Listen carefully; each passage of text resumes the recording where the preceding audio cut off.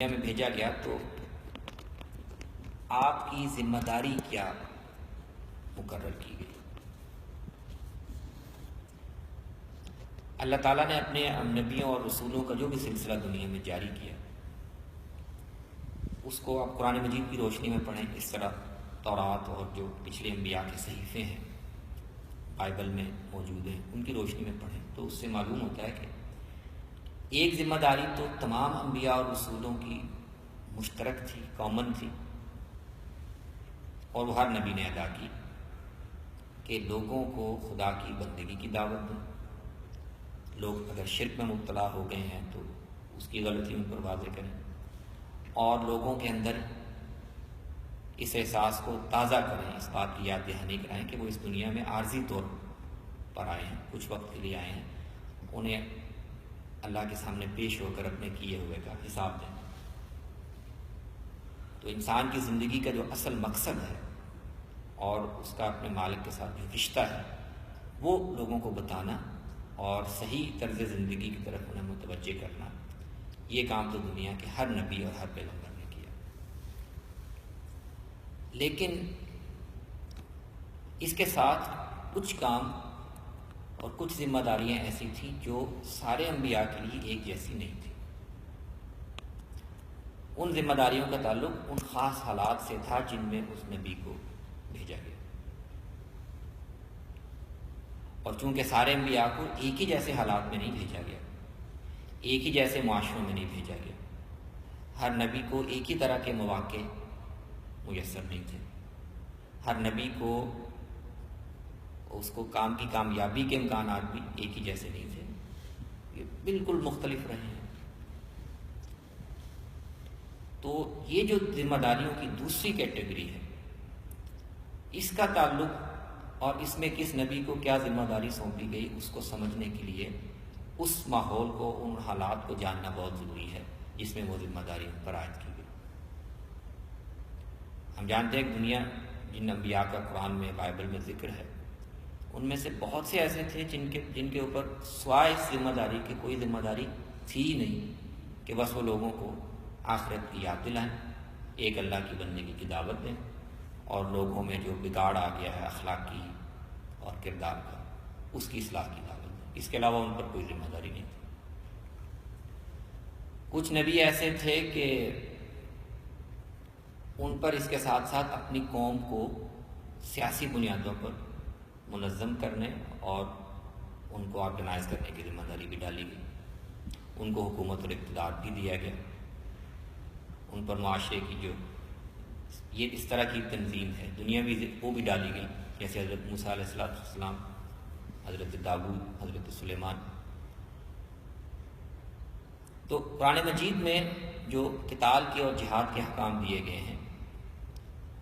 ان کو سمجھنے کے لیے یہ جاننا بہت ضروری ہے کہ رسول اللہ صلی اللہ علیہ وسلم کو جب مبعوث کیا گیا تو اس ابدی اور یونیورسل ذمہ داری کے ساتھ وہ اضافی ذمہ داری کیا دی گئی تھی جو ہر نبی کی نہیں ہوتی اور ہر طرح کے حالات میں وہ نہیں ہوتی، وہ ان حالات کا تقاضا ہوتی ہے جن میں نبی کو بھیجا گیا اور مبعوث کیا گیا۔ تو قرآن مجید ہمیں بتاتا ہے کہ رسول اللہ صلی اللہ علیہ وسلم کی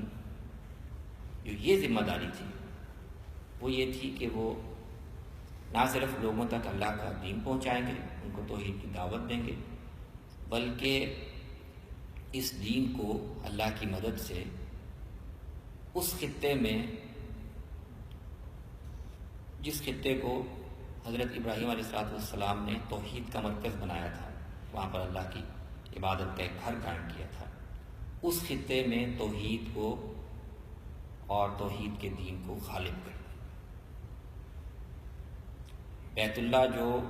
توحید کے لیے بنایا گیا تھا اور اس وقت وہ بت پرستی کا مرکز بنا ہوا تھا، وہاں سے بت پرستی کو صاف کریں، اس حالت پر دوبارہ لے کر جائیں جس پر حضرت ابراہیم نے اس کو قائم کیا تھا،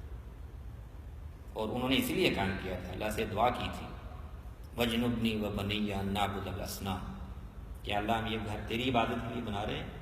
مجھے اور میری اولاد کو بتوں کی عبادت سے محفوظ رکھنا۔ تو یہ ان کی اولاد میں آگے چل کر انحراف پیدا ہو گیا، لوگ اس راستے سے ہٹ گئے، توحید چھوڑ کر شرک اختیار کر لیا، اور اس پر ظلم یہ کیا کہ بیت اللہ کو جو اللہ کی توحید کے لیے بنایا گیا تھا اس کو ہی بت پرستی کا مرکز بنا لیا۔ تو رسول اللہ صلی اللہ علیہ وسلم کی ذمہ داری یہ عائد کی گئی تھی کہ وہ دنیا میں آخری مرتبہ آخری پیغمبر بھیجا گیا ہے، تو آخری مرتبہ اللہ کی نصرت اور اس کی تائید کے ساتھ ایک گھر قیامت تک کے لیے اس کو توحید کا مرکز بنا دے، جہاں سے پھر قیامت تک توحید کی دعوت، توحید کا پیغام دنیا کے کونوں تک پہنچتا رہے۔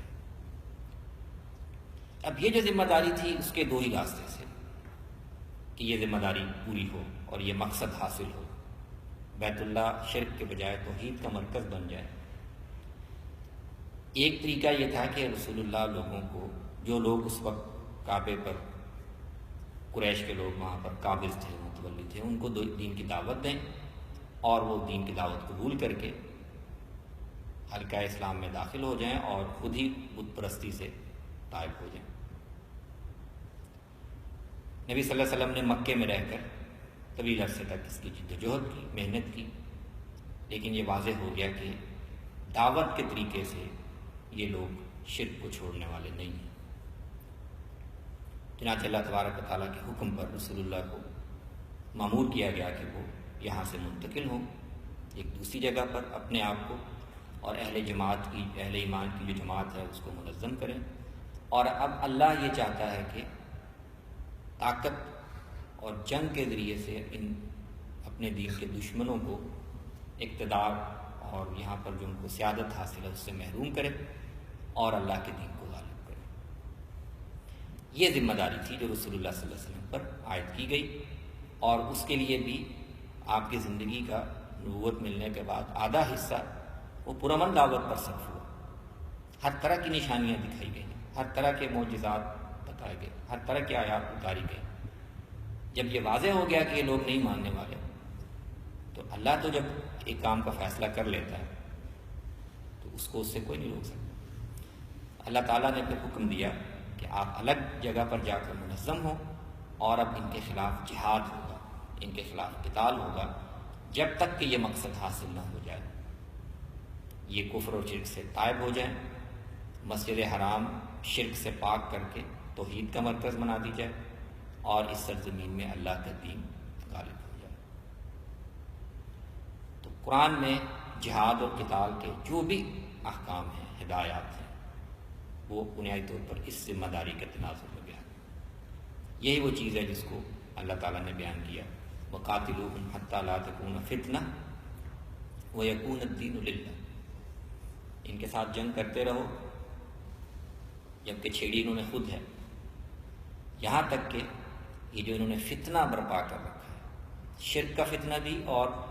توحید پر ایمان لانے والوں کو اذیت دینے کا، ان کو تنگ کرنے کا، یہ فتنہ ختم ہو جائے اور اللہ کا دین غالب ہو جائے۔ اب جب یہ تناظر ہمارے سامنے واضح ہو جاتا ہے تو اس تناظر کو دیکھتے ہوئے آپ جتنی آیات قرآن کی پڑھیں گے جہاد اور قتال کی، وہ آپ کو ہر ایک حکم، ہر ایک ہدایت بالکل اپنی جگہ پر پرفیکٹ، بالکل سمجھ میں آنے والا اور بالکل ٹو دا پوائنٹ محسوس ہوگا۔ لیکن جیسے ہی آپ اس تناظر کو نظر انداز کریں گے اور ایک آیت یہاں سے، ایک وہاں سے، ایک وہاں سے، اس کو لے کر ایک نیا کانٹیکسٹ بنا کر اس میں پلیس کریں گے تو ساری غلط فہمی اور سارے سوالات پیدا ہونا شروع ہو جائیں گے۔ تمام ان اعتراضات کا یا ان تمام اشکالات کا سب سے آسان اور سب سے واضح جواب یہ ہے کہ آپ اس کا کانٹیکسٹ واضح کر دیں، اور وہ خود قرآن میں اپنی آیات میں بہت وضاحت سے بیان ہوا۔ جیسے ہی کانٹیکسٹ میں آپ رکھ دیں گے، وہ صورتحال واضح ہو جائے گی، ذمہ داری واضح ہو جائے گی، جو اس کا ہدف مقرر کیا گیا تھا وہ واضح ہو جائے گا۔ ایک ایک حکم اور ایک ایک بات بالکل نکھر کے سامنے آ جائے گی کہ کیوں یہ ناگزیر تھا اور اس کے سوا چارہ ہی نہیں تھا، جبکہ توحید کا مرکز بنایا جانا، بیت اللہ کو شرک سے پاک کرنا، یہ خدا کی اس اسکیم کا جو اس نے دنیا میں ہدایت کی اور رہنمائی کی، مقرر کی ہے، اس کا ایک ناگزیر تقاضا تھا۔ نبوت اب ختم ہونے والی ہے اور اللہ تعالیٰ چاہتے ہیں کہ اپنے اس مرکز کو ہمیشہ کے لیے شرک سے پاک کر کے توحید کا مرکز بنا دے۔ یہی وجہ ہے کہ اس پورے علاقے کے لیے بہت سے خصوصی احکام دیے گئے. وہاں پر مستقل بنیادوں پر غیر مسلم اور خاص طور پر وہ جو شرک کرتے ہیں وہ نہیں رہ سکتے. اور اس طرح کی بہت سی دوسری ہدایات. دوسرا جو سوال تھا وہ یہ تھا کہ قرآن مجید میں مسلمانوں کو دوستی اور تعلق کے حوالے سے بعض ایسی ہدایات دی گئی ہیں جو سوال پیدا کرتی ہیں. ان میں کہا گیا ہے کہ تم یہود کے ساتھ ان کو اپنے دوست مت بناؤ، نصارہ کو اپنے دوست مت بناؤ، اور جو ان کے ساتھ دوستی لگائے گا وہ انہی میں شمار ہوگا، ظالم ہوگا اور اللہ ظالموں کو پسند نہیں کرے گا. اس مفہوم کی آیات دوسری جگہوں پر بھی قرآن میں بیان ہوئی ہیں. تو اگر ہم اس سے اس آیت کا یا اس ہدایت کا یہ مطلب سمجھیں کہ مسلمان جہاں بھی کہیں ہوں دنیا میں وہ یہود و نصارہ کے ساتھ تو خاص طور پر، اور اس طرح جو دوسرے غیر مسلم گروہ ہیں ان کے ساتھ سماجی سطح پر معاشرے میں رہتے ہوئے دوستی کے تعلقات نہیں بنا سکتے، آپس میں گھل مل کر رہنے کا ماحول نہیں بنا سکتے. تو اس پر جو سوالات الگ سے پیدا ہوتے ہیں وہ تو یقیناً پیدا ہوتے ہیں.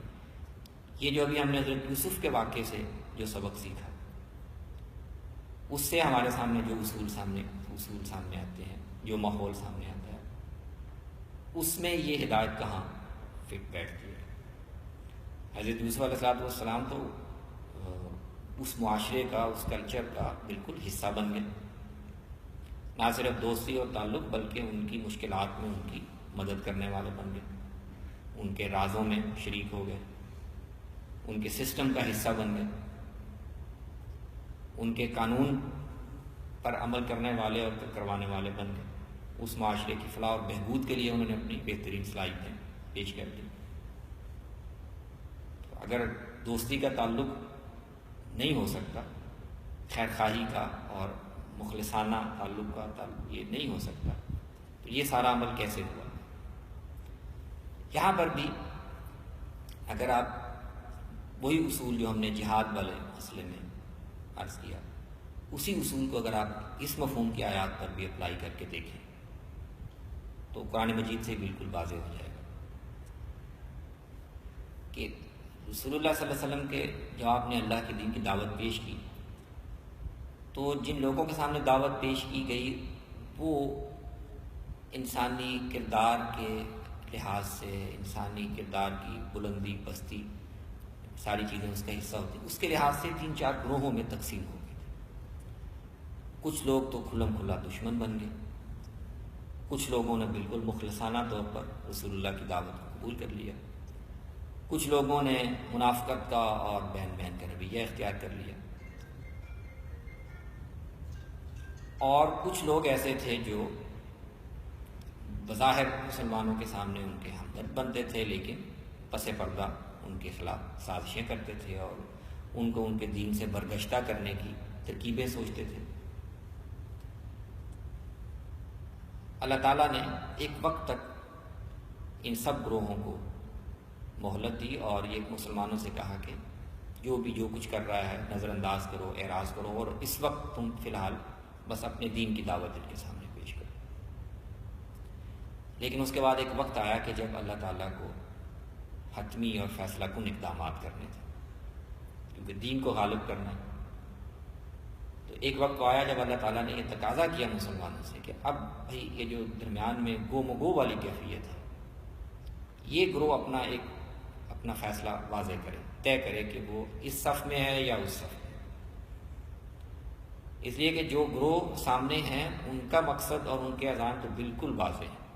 اور وہ ہر مرحلے پر ابھر کر سامنے بھی آتے ہیں. کچھ گروہ ہیں جنہوں نے یہ طے کیا ہوا کہ وہ اللہ مسلمانوں کے اس نئے دین کو قبول نہیں کریں گے اور ان کو نقصان پہنچانے کی کوششیں کرتے ہی رہیں گے، اور ان کی خواہش یہ ہے کہ وہ تمہیں دین سے ہٹا کر دوبارہ کفر کی طرف لے جائیں. ان گروہوں کے بارے میں جو درمیان میں لوگ کھڑے ہیں، جو ادھر بھی دوستیاں رکھنا چاہتے ہیں، بظاہر مسلمانوں میں بھی شامل ہونا چاہتے ہیں، وہ اپنی پوزیشن واضح کریں. اب اللہ یہ مہلت نہیں دے سکتا، اس لیے کہ اس نے فیصلہ کرنا. اب یہ سچویشن ہے اس میں مسلمانوں کے کچھ گروہ درمیان میں کھڑے کوئی فیصلہ نہیں کر پا رہے، پرانی دوستیاں بھی قائم رکھنا چاہتے ہیں، ادھر مسلمانوں کے ساتھ اور اسلام کے ساتھ بھی اپنا تعلق قائم رکھنا چاہتے ہیں۔ ان گروہوں کو قرآن نے مخاطب کیا ہے کہ یہ یہود اور نصارہ جن سے تمہاری پہلے سے دوستیاں اور تعلقات چلے آ رہے ہیں، ان کا کردار اور ان کے عزائم تو دو ٹوک واضح ہو چکے ہیں۔ اس کے باوجود تم ان سے دوستیاں رکھنا چاہتے ہو، اس کے باوجود تم ان کے ساتھ رازداریاں رکھنا چاہتے ہو، اس کے باوجود تم تعلقات گانٹنا چاہتے ہو، تو اب تمہارا شمار پہ اللہ کی نظر میں انہی کے اندر ہوگا۔ تو گویا اصول کیا ہوا کہ وہ گروہ غیر مسلموں کے، چاہے وہ کسی بھی مذہب سے تعلق رکھتے ہوں، جو مسلمانوں کے دین کے دشمن ہیں، ان کے دین کو مٹانا چاہتے ہیں، بطور ایک جماعت کے مسلمانوں کے مفاد کو نقصان پہنچانا چاہتے ہوں، ان کے بارے میں مسلمانوں کا بھی جوابی رویہ یہ ہونا چاہیے کہ وہ ان تک دعوت پیغام تو پہنچائیں، لیکن ان کے ساتھ دوستیاں اس قیمت پر کہ اس سے اسلام کے مفاد کو نقصان پہنچے، اس سے مسلمانوں کے مفاد کو نقصان پہنچے، یہ اللہ کے نزدیک ایمان کے منافی ہے، یہ منافقت کا رویہ ہے، اس سے مسلمانوں کو گریز کرنا چاہیے۔ اس کا ہرگز یہ مطلب نہیں ہے کہ سارے ہی غیر مسلم ایسے ہی ہوتے ہیں اور سبھی غیر مسلموں کے ساتھ مسلمانوں کو وہ فاصلہ رکھنا چاہیے جو قرآن میں یہاں بیان ہوا ہے، اس لیے کہ قرآن خود دوسری جگہوں پر خود مینشن کرتا ہے ان گروہوں کو جو غیر مسلموں سے تعلق رکھتے تھے لیکن مسلمانوں کے ساتھ ان کا دشمنی کا یا عناد کا یا مخاصمت کا، ہاسٹیلیٹی کا تعلق نہیں تھا، یا تو غیر جانبدار تھے، بہت سے ایسے تھے جو مسلمانوں کے ساتھ ہمدردی بھی رکھتے تھے، ان کی مدد بھی کرتے تھے۔ قرآن نے خود دوسری جگہوں پر ان گروہوں کے ذکر کیے۔ تو تمام آیات کو جو اس موضوع سے متعلق ہیں ان کو آپ جمع کریں اور یہ جو صورتحال کا واقعاتی صورتحال اتنا اس کے اندر رکھیں، تو اس سے بھی صاف واضح ہو جائے گا کہ یہ ایسی بات نہیں ہے کہ آپ نے دوسروں کا رویہ نہیں دیکھنا، ان کا تمہارے بارے میں کیا طرز عمل ہے اس پر نہیں دیکھنا اور بس اپنی طرف سے ہمیشہ کے لیے یہ طے کر لینا کہ یہ سارے ہمارے دشمن ہی ہیں اور ان کے ساتھ ہمارا کوئی دوستی کا یا اعتماد کا تعلق نہیں بن سکتا۔ یہ چیز طے ہوگی، اس کو ڈٹرمن کرے گا کسی بھی فریق کا یا کسی بھی گروہ کا اپنا طرز عمل۔ جو ایسا طرز عمل اختیار کرے گا، مسلمانوں کو ان کے بارے میں محتاط رہنا چاہیے اور ان کے بارے میں وہی رویہ اختیار کرنا چاہیے جو قرآن نے بیان کیا۔ اور آخری جو موضوع ہے وہ خواتین کے حوالے سے قرآن مجید کی بیان کردہ بعض، اور یہ وہ چیز ہے کہ جس کا تعلق شریعت سے ہے، اور شریعت چونکہ وقتی چیز نہیں ہوتی، شریعت ایک اللہ نے ہمیشہ کے لیے دی ہے، ایسے ضابطے دیے ہیں کہ جن کی ہمیں ہمیشہ پابندی کرنی ہے، تو اس لیے اس موضوع سے متعلق سوالات بھی زیادہ سنگین ہو جاتے ہیں۔ قرآن مجید سے اس میں شریعت کے جو احکام بیان کی گئے ان سب کو آپ سامنے رکھیں تو ہمیں یہ نظر آتا ہے کہ بہت سے معاملات میں اللہ تعالیٰ نے مردوں اور عورتوں کے لیے احکام فرق کے ساتھ بیان کیے، اور ہم جو اگر نئی اصطلاح جو آج کل استعمال ہوتی ہے سوشل سائنسز میں وہ استعمال کریں تو یہ لگتا ہے کہ ڈسکریمنیشن کی گئی، مردوں کو زیادہ پریولیج اسٹیٹس دیا گیا، عورتوں کو ذرا کم دیا گیا، اور یہ چیز بہرحال ایسی ہے کہ وہ جدید ذہن میں، آج کی خواتین کے ذہن میں، مسلمان خواتین کے ذہن میں بھی سوالات پیدا کرتی ہے۔ وہ ایشوز بہت سے ہیں، مثالیں سب کو معلوم ہیں، اس میں قرآن مجید کا نقطہ نظر کیا ہے، وہ کیوں یہ فرق کرتا ہے، صرف فرق کرتا نہیں بلکہ بیان بھی کرتا ہے کہ اللہ تعالیٰ نے مرد اور عورت یہ انسان ہونے کے لحاظ سے اور اللہ کی طرف سے جو انسانوں کو ذمہ داری دی گئی ہے اور اس ذمہ داری میں کامیابی پر بھی ان کے لیے انعام رکھا گیا ہے، اس میں تو بالکل یکساں ہے، دین کا مخاطب ہونے میں، دین کی ذمہ داریوں کے لحاظ سے، اور اس ذمہ داریوں پر اللہ نے آخرت میں جو ان کے لیے انعام رکھا ہے اس میں سب یکساں ہے۔ لیکن اس دنیا میں اللہ نے معاشرے میں رہتے ہوئے دونوں صنفوں کو ان کی تخلیق میں کچھ ایسی فرق رکھے ہیں جس کی بنیاد پر ان کی سماجی ذمہ داریاں ایک دوسرے سے مختلف ہوتی ہیں۔ تو یہاں اللہ نے کچھ پہلوؤں سے مردوں کو زیادہ صلاحیت دی ہے، کچھ پہلوؤں سے انہیں برتری دی ہے، اور وہ یہ چاہتا ہے کہ اور اسی طرح کچھ پہلوؤں سے عورتوں کو برتری دی ہے، کچھ پہلوؤں سے عورتوں کو فضیلت دی ہے۔ تو اللہ تعالیٰ یہ چاہتا ہے کہ دونوں ایک دوسرے کو جو بھی برتری اللہ نے دی ہے اس کو قبول کریں اور اس کی نفی کرنے کی کوشش نہ کریں، اور اس پر مبنی جو ہدایات دی گئی ہیں، پابندیاں دی گئی ہیں، ان کی پاسداری کریں۔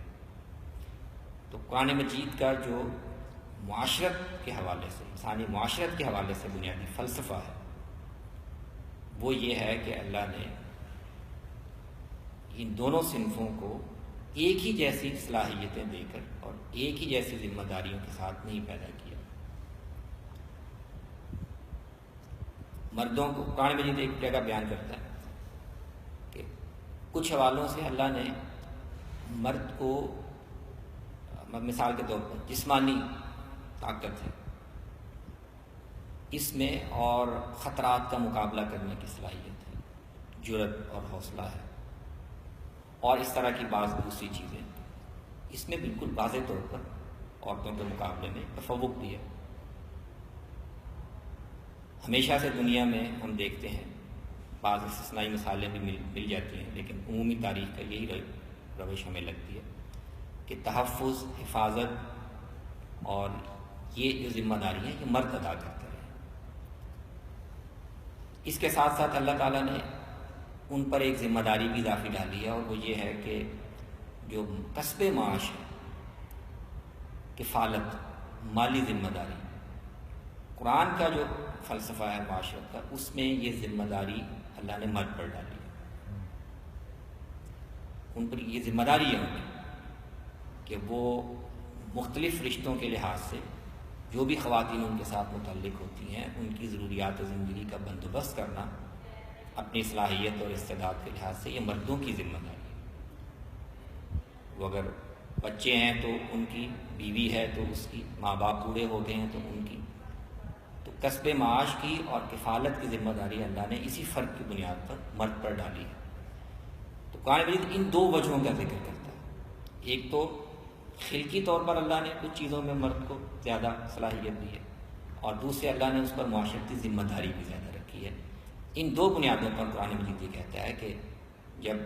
خاندان بنے گا، جب مرد اور عورت ایک رشتے میں بندھ کے ایک اکائی بنائیں گے، تو اس میں اللہ نے کچھ پہلوؤں سے اختیارات یہ مرد کو زیادہ دیے، اور عورتوں سے اللہ تعالیٰ کا مطالبہ یہ ہے، تقاضا یہ ہے کہ وہ اگر صحیح معنوں میں فالصالحات قانتات حافظات للغیب بما حفظ اللہ، کہ وہ اس جو اللہ نے ایک درجہ ان کو برتری دی ہے، کہ تفوق دیا ہے، اس ذمہ داری کی بنیاد پر اس کو چیلنج نہ کریں، اس کو قبول کریں، اور اپنے شوہروں کے ساتھ موافقت کا، فرما برداری کا رویہ اختیار کریں، گھر کے دائرے میں ان کی جو ایک برتری ہے اس کو چیلنج نہ کریں۔ یہ قرآن مجید کا ان سے تقاضا ہے، اور اسی پر، اسی فرق اور ذمہ داریوں کے اسی فرق پر وہ ساری ہدایات مبنی ہیں جو کہ بظاہر معلوم ہوتا ہے کہ ڈسکریمنیشن کی گئی ہے یا فرق کیا گیا ہے۔